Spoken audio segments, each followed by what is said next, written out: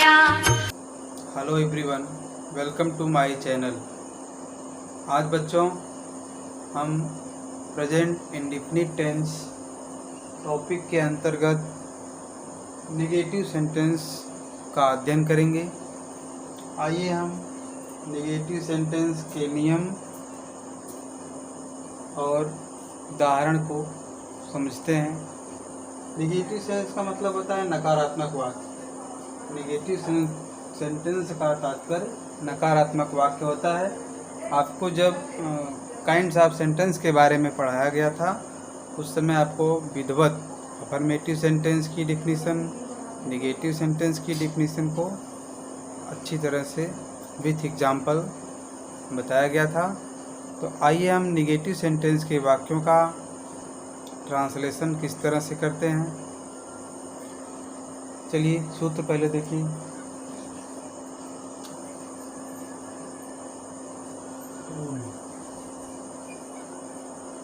दो रूल हैं इसमें।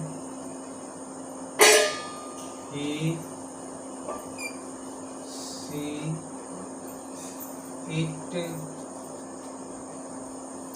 तथा एक वचन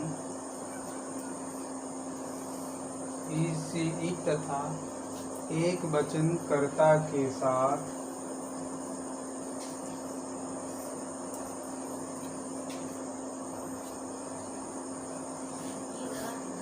एक वचन कर्ता के साथ इस नियम को हम लगाते हैं। पहले लिखेंगे सब्जेक्ट, फिर होगा does not plus verb plus object. आइए उदाहरण के साथ हम समझते हैं। उदाहरण देखिए।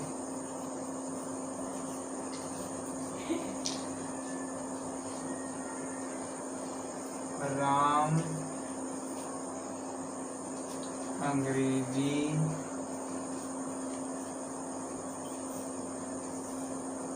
नहीं पढ़ता है। राम अंग्रेजी नहीं पढ़ता है। नकारात्मक सेंटेंस में नहीं शब्द होगा, कभी नहीं शब्द होगा, ये सब लगा होता है इसमें। तो हम अपने फार्मूले के आधार पर इनका हम अनुवाद करेंगे। पहले हमारा सब्जेक्ट है राम। आपको यहाँ पे बताया गया है कि जब ही हो, सी हो, इट हो तथा एक वचन सब्जेक्ट हो, उसके साथ में हम पहले सब्जेक्ट लगाएंगे, इसके बाद डज नॉट, फिर वर्ब, फिर ऑब्जेक्ट। तो राम डज नॉट। क्रिया हमारी कौन सी है? पढ़ना। कौन सी क्रिया है? पढ़ना। पढ़ना की अंग्रेजी होगी रीड।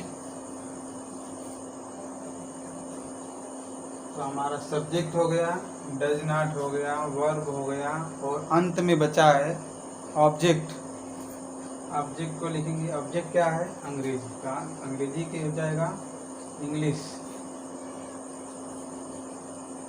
ये हो गया। राम अंग्रेजी नहीं पढ़ता है।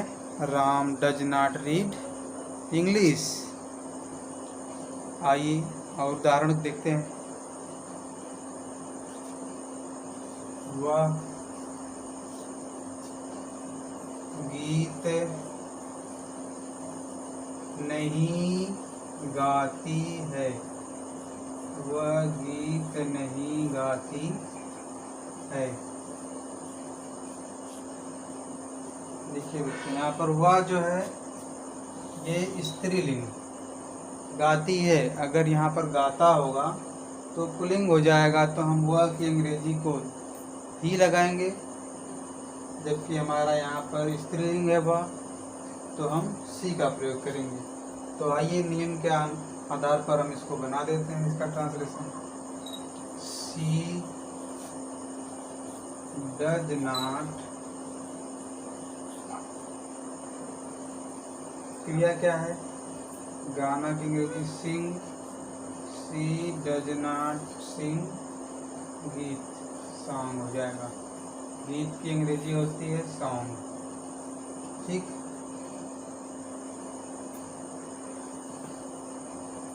आइए अब देखते हैं रूल नंबर 2। रूल नंबर 2 में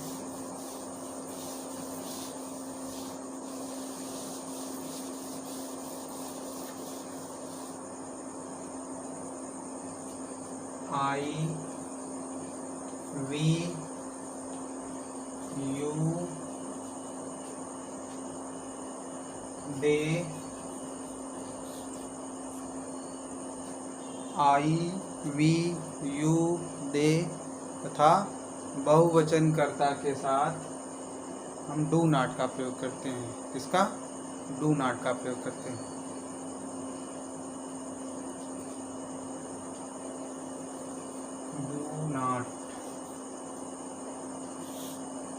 डू नॉट का यूज करेंगे।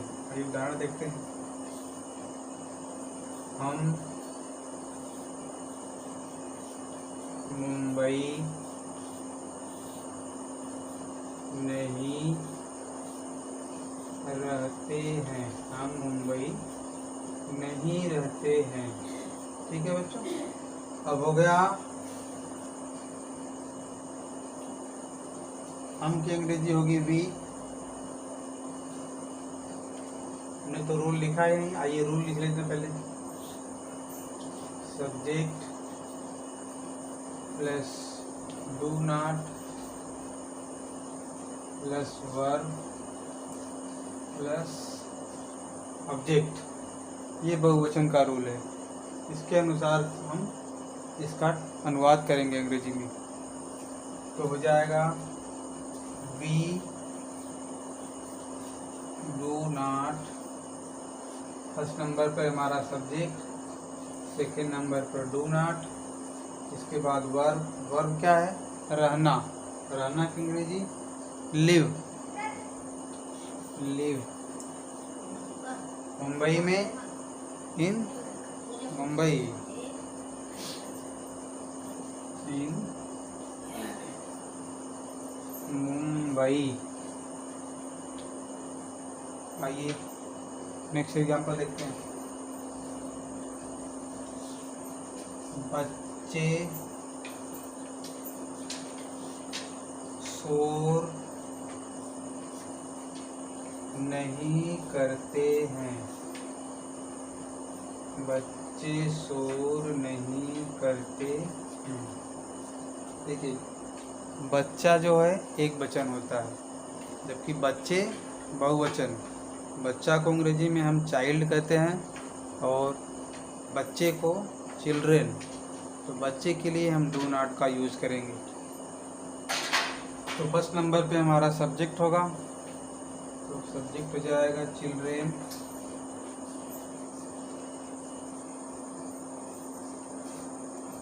Do not,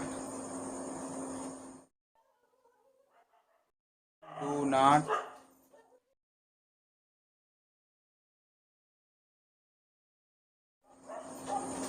A noise, do not make a noise. तो आप पूरी तरह से आपको ये नियम समझ में आ गया होगा। इसमें एक तरह का और रूल होता है, जिसमें जिस सेंटेंस में कभी नहीं शब्द लगा होता है। कौन सा शब्द? कभी नहीं शब्द जिस वाक्य में नहीं लगा होता है, या हम कह सकते हैं कि जिन वाक्यों में कभी नहीं शब्द का प्रयोग होता है, उनका हम अलग नियम की सहायता से हम अनुवाद करते हैं। उसमें हम इस नियम का प्रयोग नहीं करते। आइए उसको भी देख लेते हैं।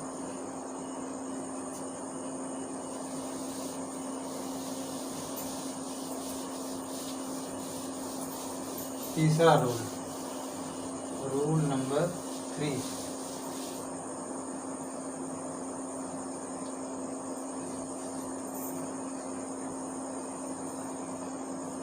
नेवर वाले वाक्य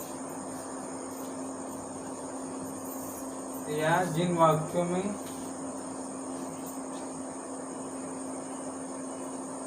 कभी नहीं शब्द लगा होता है, इन वाक्यों में कभी नहीं शब्द होता है, उनका हम किस तरह से अनुवाद करेंगे। कभी नहीं की अंग्रेजी होती है नेवर। तो इसके लिए आइए हम रूल देख लेते हैं। एक वचन के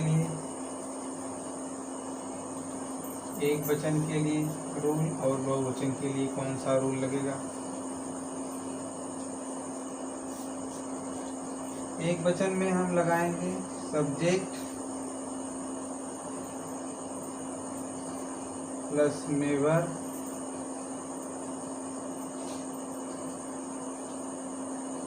प्लस वर्ब में यस या ईएस प्लस सब्जेक्ट, ये लगाएंगे। यानी जो हम अफर्मेटिव का रूल फॉलो कर रहे थे वह यहाँ पर आ जाएगा सिंगुलर सब्जेक्ट के लिए।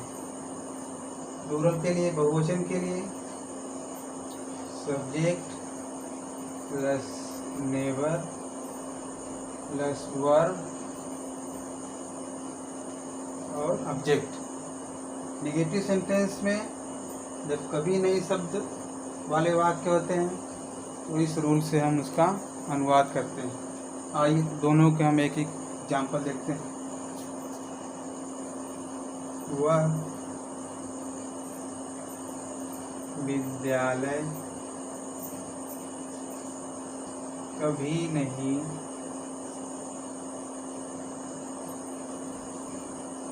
आती है।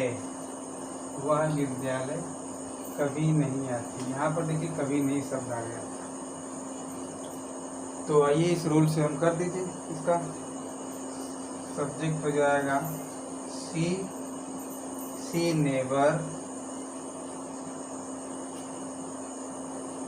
Comes school.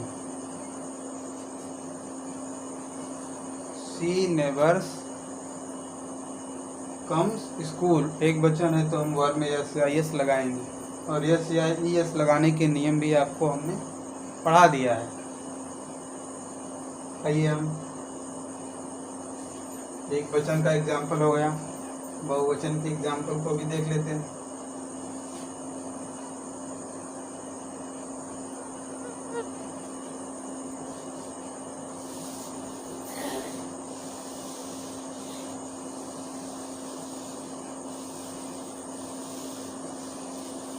बहुवचन के हम उदाहरण को देख सकते हैं ऊपर। आप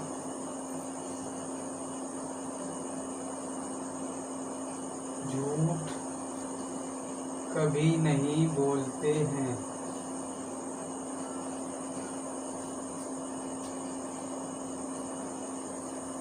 आप झूठ कभी नहीं बोलते हैं।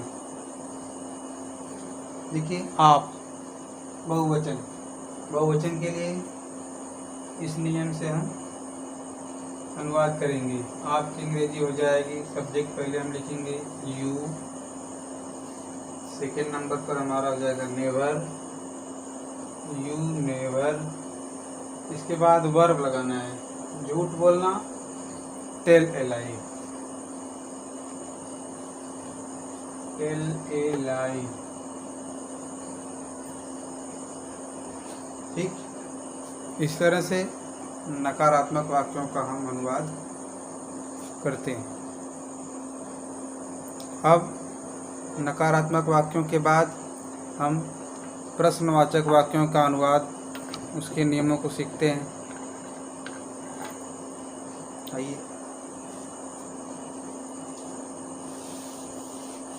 इंट्रोगेटिव सेंटेंस के बाद हमारा जो नंबर अगला है, नेगेटिव सेंटेंस के बाद इंट्रोगेटिव सेंटेंस।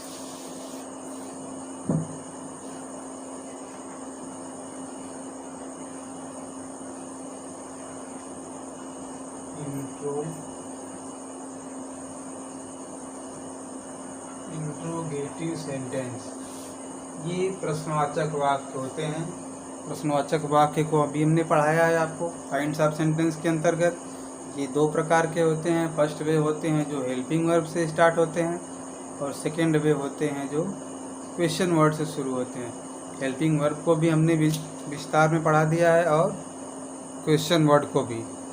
तो आइए हम इसके रूल को देखते हैं।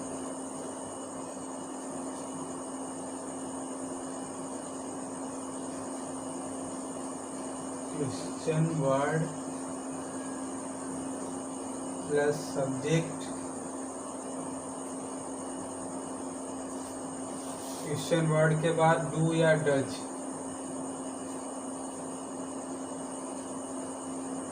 एक चीज़ और ध्यान दीजिए, अगर आपसे पूछा जाए कि प्रेजेंट इंडेफिनिट टेंस की हेल्पिंग वर्ब क्या है, तो आप क्या बताएंगे? प्रेजेंट इंडेफिनिट टेंस की हेल्पिंग वर्ब डू या डज, डू या डज होती है। क्वेश्चन वर्ड डू या डज, इसके बाद सब्जेक्ट, सब्जेक्ट के बाद क्या होगा? वर्ब, वर्ब के बाद ऑब्जेक्ट प्लस क्वेश्चन मार्क। फिर से देख लीजिए, क्वेश्चन वर्ड वे होते हैं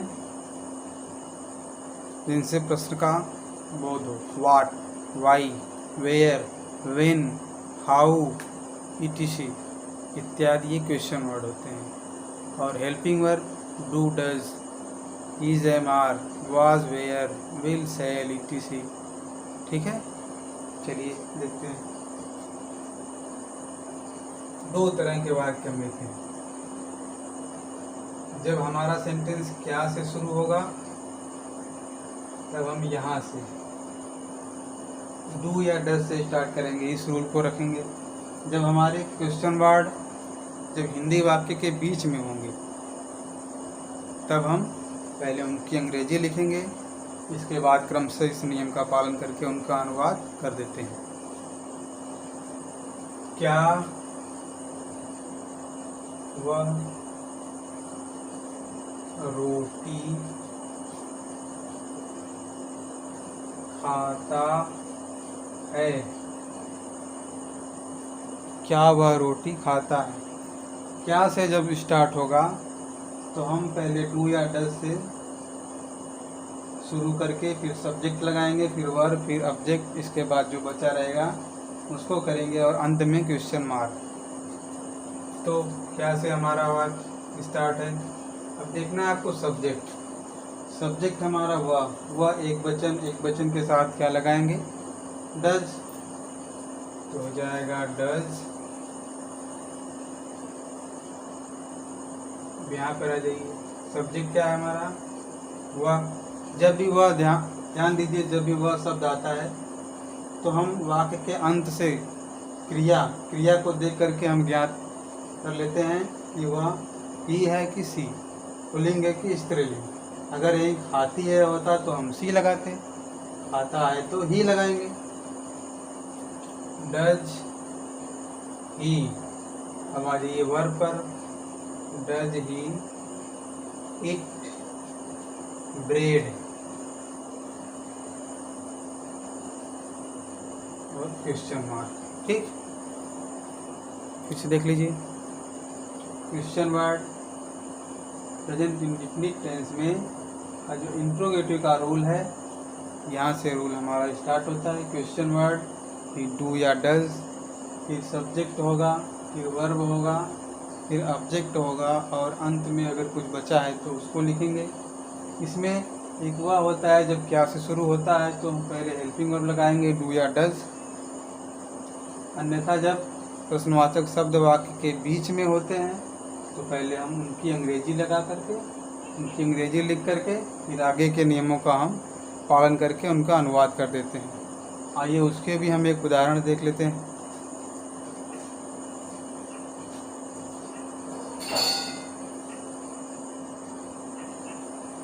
हम रात में क्यों पढ़ते हैं? ठीक है बच्चों, देखिए ये सब जो क्यों है ये वाक्य के बीच में आया है। जब भी क्यों, कब, कहाँ, कैसे, किसे इत्यादि शब्द जब भी वाक्य के बीच में आते हैं तो पहले हम इनकी अंग्रेजी लिखते हैं, फिर डू या डस से अपने रोल को लगा करके उस वाक्य का ट्रांसलेशन कर देते हैं। तो पहले क्यों की अंग्रेजी हो जाएगी, क्यों की अंग्रेजी वाई। वाई देखिए, सब्जेक्ट को देखना हमें हर बार। सब्जेक्ट हमारा अगर सिंगुलर नंबर का है तो हमें डज का प्रयोग करना है, सब्जेक्ट अगर प्लूरल नंबर का है तो हमें डू का प्रयोग करना है। वाई डू, ये हम हमारा प्लूरल नंबर है इसलिए हम डू लगाएंगे। वाई डू, फिर subject we, why do we, इसके बाद verb,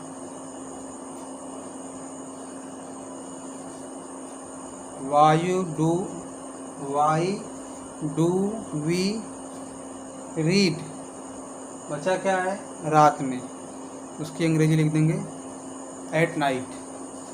why do we read at night. और अंत में क्वेश्चन मार्क लगाना अनिवार्य है बिल्कुल, अन्यथा हमारा सब सेंटेंस रॉन्ग हो जाएगा। ठीक, तो आपने प्रेजेंट इंडेफिनिट टेंस के अंतर्गत नेगेटिव में एक वचन और बहुवचन के नियमों को अलग अलग देख लिया। उसमें भी एक नियम कभी नहीं वाले वाक्यों का किस तरह से हम परिवर्तन करते हैं, किस तरह से उसको हम ट्रांसलेट करते हैं, उनको देख लिया, उनके उदाहरण को देख लिया। और प्रश्नवाचक वाक्य में प्रश्नवाचक वाक्य को भी बताया हमने कि दो तरह के होते हैं, दोनों के हमने एक ही साथ नियम देख लिए, दोनों के अलग अलग उदाहरण देख लिए। अब इसके बाद अब हमें क्या पढ़ना है, प्रेजेंट इंडेफिनिट टेंस के जो वाक्य हैं अफर्मेटिव, आपको नेक्स्ट वीडियो में बताएंगे कि अफर्मेटिव सेंटेंस दिए हैं उनको हम किस तरह से उसी सेंटेंस को इंट्रोगेटिव सेंटेंस में चेंज करेंगे। और अफर्मेटिव सेंटेंस हैं तो किस रूल का पालन करके हम उसे निगेटिव सेंटेंस बनाएंगे। या इंट्रोगेटिव सेंटेंस है, इंट्रोगेटिव सेंटेंस से अफर्मेटिव कैसे बनाएंगे। फिर यानी कि कहने का मतलब एक दूसरे टेंस में अफर्मेटिव से निगेटिव, निगेटिव से अफर्मेटिव को कन्वर्ट करके हम प्रैक्टिस करा के आपको अच्छी तरह से बता देंगे। और उसमें एक चीज़ बताना है आपको, करेक्ट फॉर्म ऑफ वर्ब्स, जो वर्ब के करेक्ट फॉर्म होते हैं उनको भी भरना बताएंगे। प्लस जो भी छूटी हुई चीज़ें होंगी उसको क्लियर करने के बाद नेक्स्ट वीडियो में हम प्रेजेंट कंटिन्यूअस टेंस को भी देखेंगे, अर्थात एक्सरसाइज करेंगे। पहले अफर्मेटिव को निगेटिव, अफर्मेटिव को इंट्रोगेटिव और correct form of verb exercise करने के बाद फिर हम आपको प्रेजेंट कंटिन्यूअस टेंस को फिर आगे पढ़ाएंगे। तो अगला वीडियो आप बिल्कुल देखिए। तब तक के लिए थैंक यू बच्चों। Okay, good night.